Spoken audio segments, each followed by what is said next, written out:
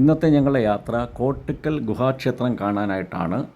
മാപ്പിട്ട് വന്നപ്പോഴത്തേക്ക് ഇതിൻ്റെ അടുത്തായിട്ട് ഒരു വെള്ളച്ചാട്ടം ഉണ്ടെന്ന് മനസ്സിലായി. ആ വെള്ളച്ചാട്ടം കാണാനായിട്ട് നിൽക്കുകയാണ്. ആ വെള്ളച്ചാട്ടം ഞങ്ങൾ പരതി നടക്കുകയാണ്, എവിടെയാണ് വെള്ളച്ചാട്ടം എന്ന് നോക്കിയിട്ട്. ഇവിടെ ഒരു റാമ്പ് കാണുന്നുണ്ട്, ഇതിലേക്കൂടെ പോകാൻ വഴിയുണ്ട് വെള്ളച്ചാട്ടത്തിലേക്ക്.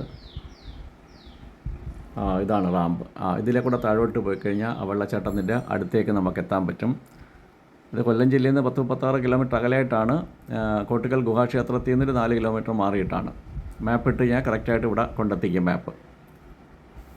ചെറിയൊരു വെള്ളച്ചാട്ടമാണ് കൊല്ലം ജില്ലയിൽ.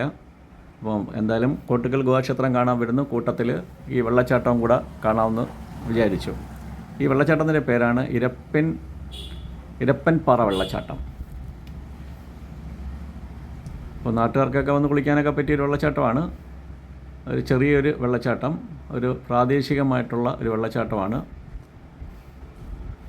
കൊല്ലത്തെ വലിയ വെള്ളച്ചാട്ടങ്ങളുടെ പട്ടികയിലൊന്നും പെടുത്താത്തൊരു വെള്ളച്ചാട്ടമാണിത്.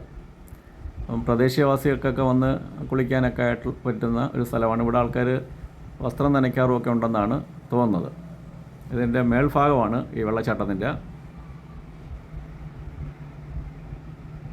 ഇപ്പോൾ മഴയില്ലാത്തതുകൊണ്ട് അത്ര ഒഴുക്കില്ല.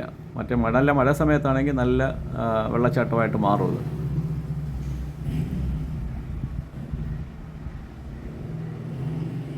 ഒരു റബ്ബർ തോട്ടത്തിൻ്റെ ഇടയ്ക്കായിട്ടാണ് ഇത് വെള്ളച്ചാട്ടം വരുന്നത്. ഇതൊരു പ്രൈവറ്റ് പ്രോപ്പർട്ടി ആയിരിക്കും മിക്കവാറും. ഇതാണ് ആ വെള്ളച്ചാട്ടം, ഇരപ്പൻപാറ വെള്ളച്ചാട്ടം.